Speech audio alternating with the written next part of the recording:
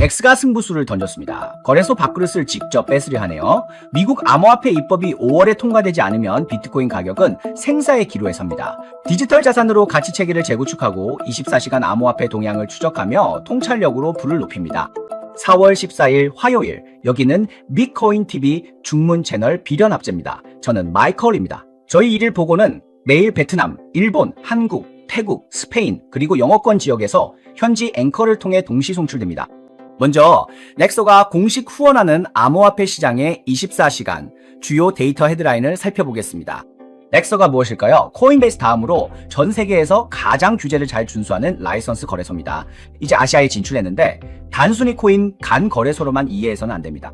그들의 목표는 아시아의 큰 손고객들이 규제 준수 및 리스크 통제 하에 디지털 자산을 매도하지 않고도 보유 가치를 증대시키고 스테이킹 대출, 일상 소비 및 효율적인 유통을 실현하도록 돕는 것입니다. 화면에 QR코드를 스캔하시면 모든 거래 페이백과 수수료 할인을 받으실 수 있습니다.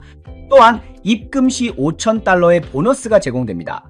지금 가입 후 입금에 성공하시면 UID를 기록해두세요.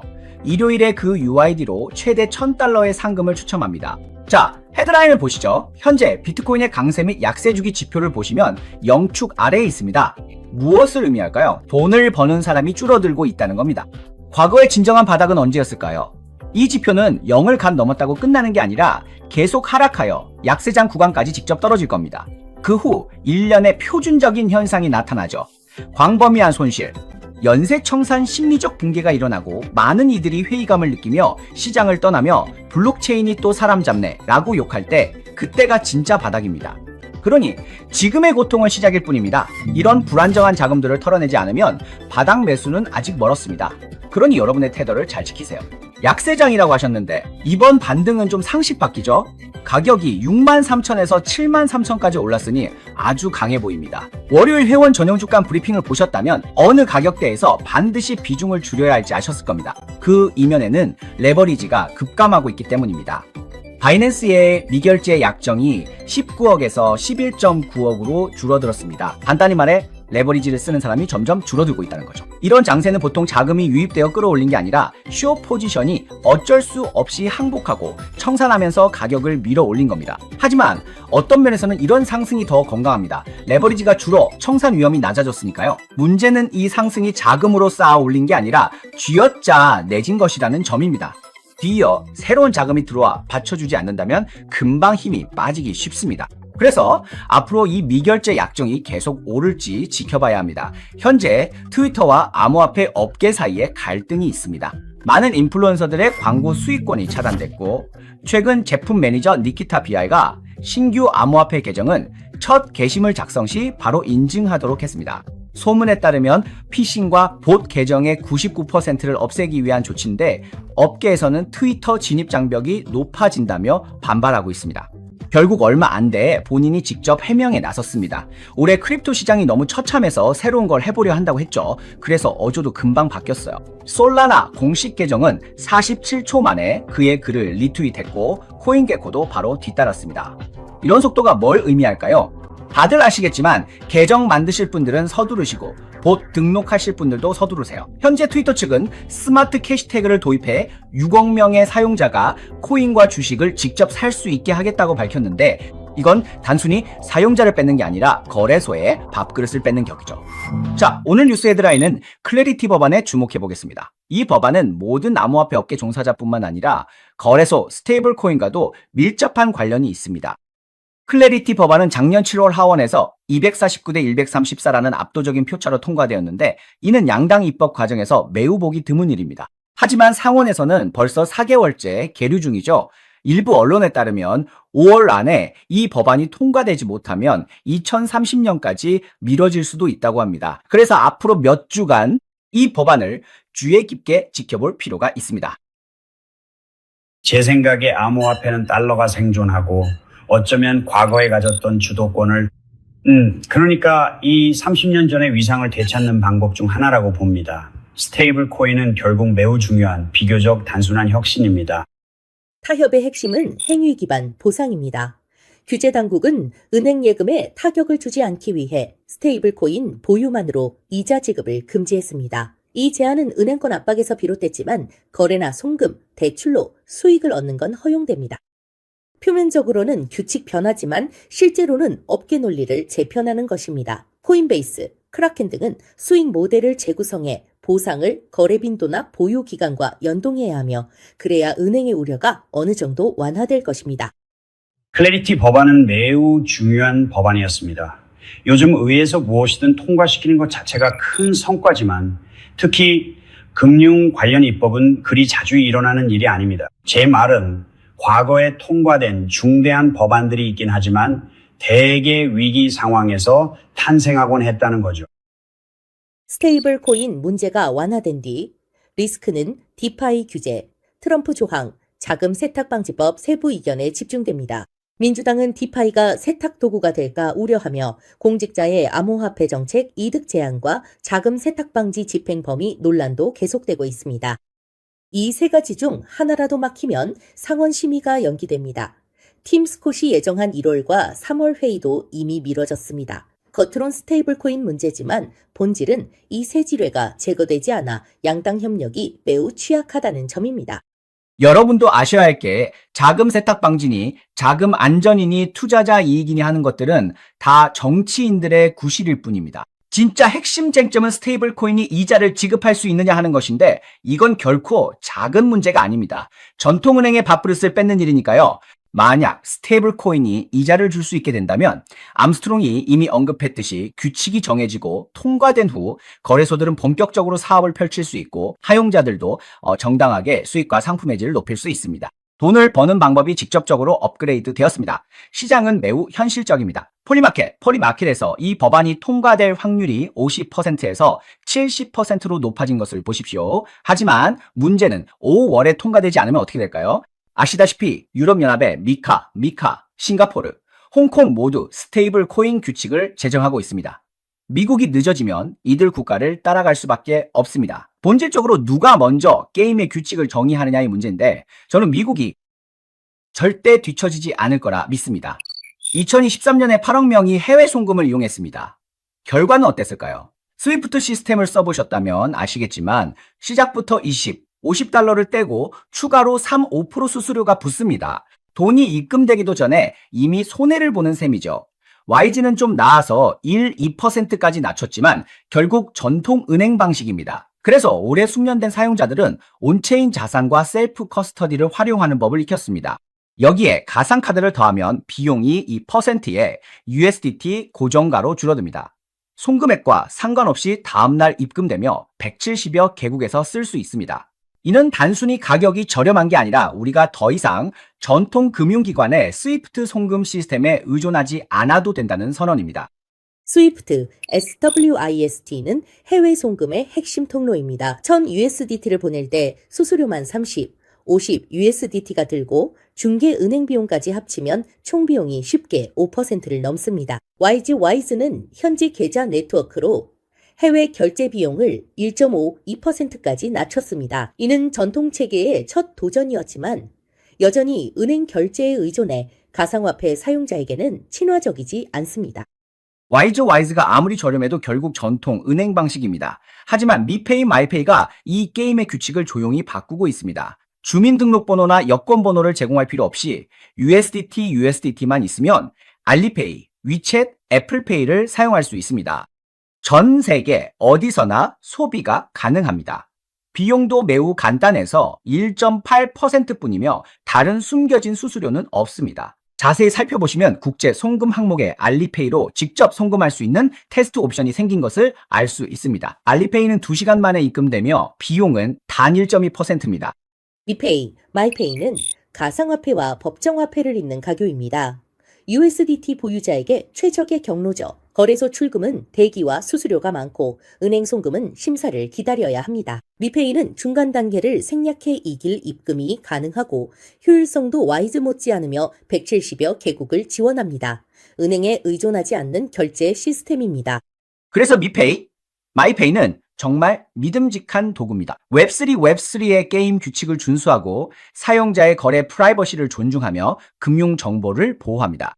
모든 과정에서 어떠한 신원 정보도 공개할 필요가 없습니다. 미페이는 게임 규칙을 매우 명확하게 정의합니다. 미페이는 도구일 뿐이므로 필요한 만큼만 송금하고 돈을 미페이에 남겨두지 마십시오. 미페이는 자산 예치로 수익을 내지 않으며 별도의 재테크 수익을 제공하지도 않습니다. 그저 도구로만 사용하시면 됩니다.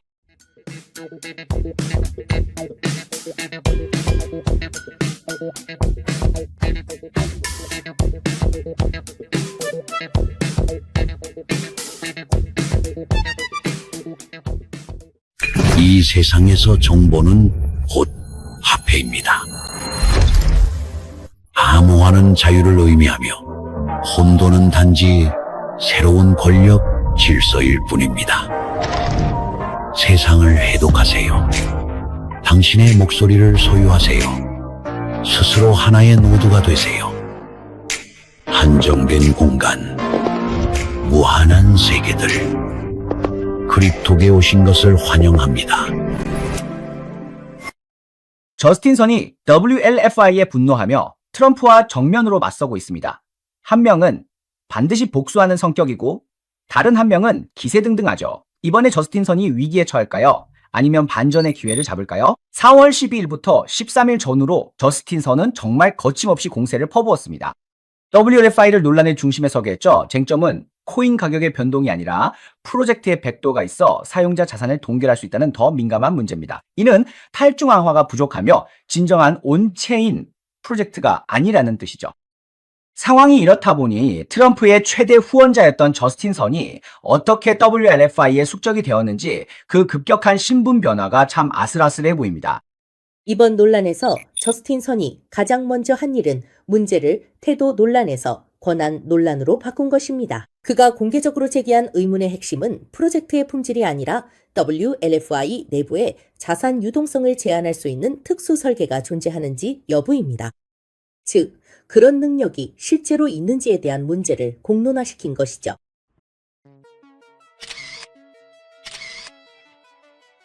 여러분, 성급히 어느 한쪽 편을 들기 전에 먼저 이 사건의 전말과 관계자들을 명확히 파악해 봅시다. WLFI의 정식 명칭은 World Liberty Financial입니다. 겉으로는 디파이, 달러 자산, 온체인 금융 같은 거창한 것들을 내세우지만 그 이면에는 트럼프 가문의 후광이 있다는 걸 다들 아시죠? 게다가 트럼프 전 대통령이 직접 홍보까지 했습니다. 시장에서 어떻게 보든 민주당이 얼마나 싫어하든 그는 현직 대통령이며 임기가 3년이나 남았습니다. 그래서 저스틴 선의 행보가 더 흥미로운데 그는 단순한 구경꾼이 아니라 거액을 투자한 트럼프의 핵심 후원자였기 때문입니다. 저스틴 선은 2024년 11월에 WLFI에 처음 참여하며 약 3천만 달러를 투자했고 당시 가장 주목받는 공개 투자자 중 한 명이 되었습니다. 그 후 그는 계속해서 비중을 늘려 2025년 월경에는 공개된 누적 투자액이 약 7,500만 달러에 달했습니다. 그래서 WLFI가 저스틴 선의 계정을 제안했을 때 사태의 성격이 변했습니다.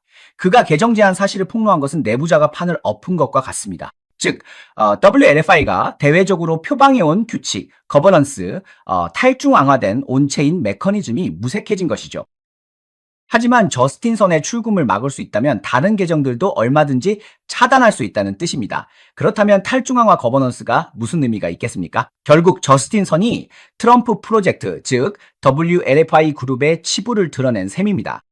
완전히 폭로해버린 거죠. 이건 단순히 무엇을 차단했느냐의 문제가 아니라 WLFI가 이 프로젝트에서 실제로 어떤 권한을 행사할 수 있느냐의 문제입니다. 저스틴 선은 WLFI가 자신의 계정을 동결했다고 비난했고 WLFI는 법정에서 보자고 맞섰습니다.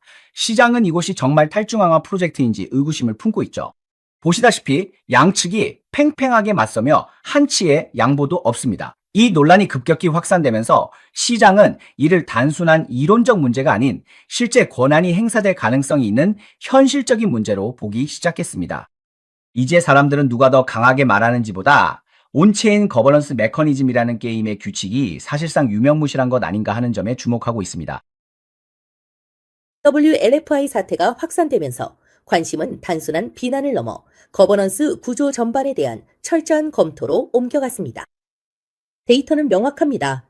현재 디파이 업계 프로젝트의 60% 이상이 주소 제한, 파라미터 조정, 기능 중단 등의 관리자 권한을 보유하고 있습니다. 또한 상위 10개 주소가 투표권의 절반 이상을 장악하는 경우도 드문 일이 아닙니다. 과거 사례를 보면 권한이나 통제권 문제로 발생한 자산 사고 규모는 지난 몇 년간 수십억 달러에 달합니다. 프로젝트 측의 논리도 분명합니다.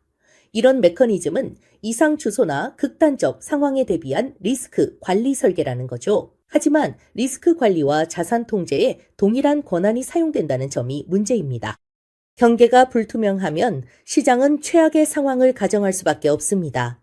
자산 동결 가능성이 언급될 때마다 시장 반응이 즉각적으로 격해지는 이유이기도 하죠. 사실 이 사안은 복잡하지 않습니다. 저스틴 선의 주장은 일리가 있죠. 탈중 앙화라면 마음대로 계정을 막아선 안 되니까요. 초과 매도나 계정 도용 의혹은 온체인 데이터로 증명하면 될 일이고 법정에서 가리면 됩니다. 이 소송은 피할 수 없어 보입니다. 그런데 한 가지 의문이 듭니다.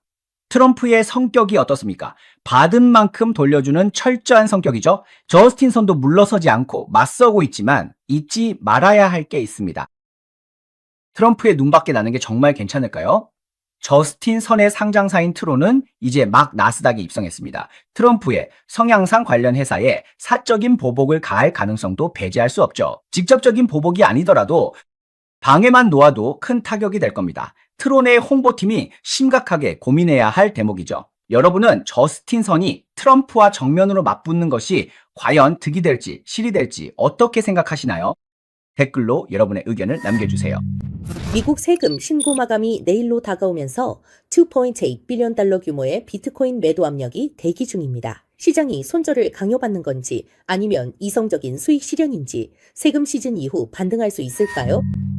지정학적 긴장 속에 미국과 이란의 협상이 중단되면서 위험 자산이 압박을 받고 있고 암호화폐도 예외는 아닙니다. 어제 가격은 3.2% 하락했고 공포 탐욕 지수는 12까지 떨어지며 14개월 만에 최저치를 기록했습니다. 시장 심리가 바닥을 쳤지만 이런 위기가 기회가 될 수도 있습니다.